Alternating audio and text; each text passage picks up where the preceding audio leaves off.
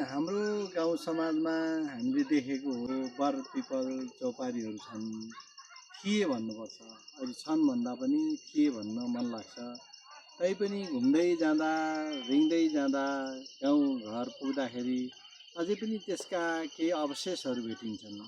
आज हामी त्यही एउटा पिपल चौपारीमा आइपुगेका छौँ। हुनपर्ने पिपल र बर हो, तर यहाँ पिपल एक्लै छ, पिपलको सँगै बर छैन, अर्कै छ। तैपनि यो अहिले यो भूभाग हेरिरहेछ हामीले, यो प्रकृतिले दिएको एउटा सुनौलो उपहार हो।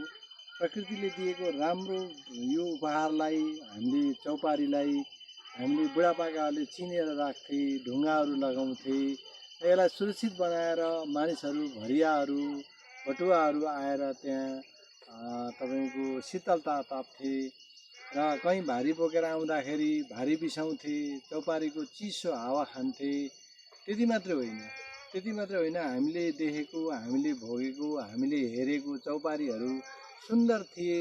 चराचुरुङ्गीहरू बस्थे, बास बस्थे, चराचुरुङ्गीहरू बाससँगै घाँस मिल्थ्यो उनीहरूलाई। तर यो पछिल्लोचोटि आउँदाखेरि यो चौपारीहरूलाई पनि सिमेन्टेड गर्ने, चौपारीलाई आधुनिक बनाउने, चौपारीहरूलाई विशेष गरेर नयाँपन दिन थाल्दाखेरि त्यसको बिरुवाहरूको जरातिर तल्लो भागमा सिमेन्टेड गर्न थाल्दाखेरि त्यसले के गर्छ भने जब बिरुवाहरूको जराहरू फैलिँदै जान्छ, बिरुवाहरू बढ्दै जान्छ, बिरुवाहरूको तपाईँको अपग्रेडिङ हुन थाल्छ, तब के हुन्छ भने त्यो जराहरूले फटाल्दै जान्छ र यो चिनेको चौपारी पनि हेर्नु नि फुटिरहेको छ, एक किसिमको जीर्ण अवस्थामा पुगिरहेको छ। यो उहाँहरूको सुन्दरताको निम्ति गरिएको अभ्यास हो। हाम्रा गाउँले दाइभाइ दिदीबहिनीहरूले चौपारीलाई चिनेर राम्रो बनाउने, सिमेन्टेड बनाएर राम्रो बनाउने उहाँहरूको सपना हो। तर प्रकृतिमा हुर्किरहेको बिरुवाहरू, प्रकृतिमा हुर्किरहेको यी वनस्पतिहरूले जब बढ्दै जान्छ, जब यो पुग्दै जान्छ र त्यो फुट्दै पनि जान्छ र हामीले चौपारीहरूको यस्तो अवस्था देख्छौँ। त्यसकारणले यसलाई सहर्ष रूपमा, सफल रूपमा यसलाई हुर्कन बढ्न दिनको लागि यस्तो सिमेन्टेड नगर्दा राम्रो हुन्छ जस्तो लाग्छ। यस्तो गर्दाखेरि प्रकृतिको लाई पनि यसले भार दिइरहेको छ, प्रकृतिमाथि यसको चाप छ, यसको सुन्दरता पनि घटाइरहेको छ र भने बिरुवाहरूलाई हुर्किनबाट पनि यसले खुनछेक गरिरहेको छ। अब नयाँ पिँढीहरूले सम्झिनुपर्छ, यिनीहरूलाई स्वतन्त्र रूपमा बढ्न दिउँ, स्वतन्त्र रूपमा हुर्किन दिउँ, स्वतन्त्र रूपमा अघि बढ्न दिउँ।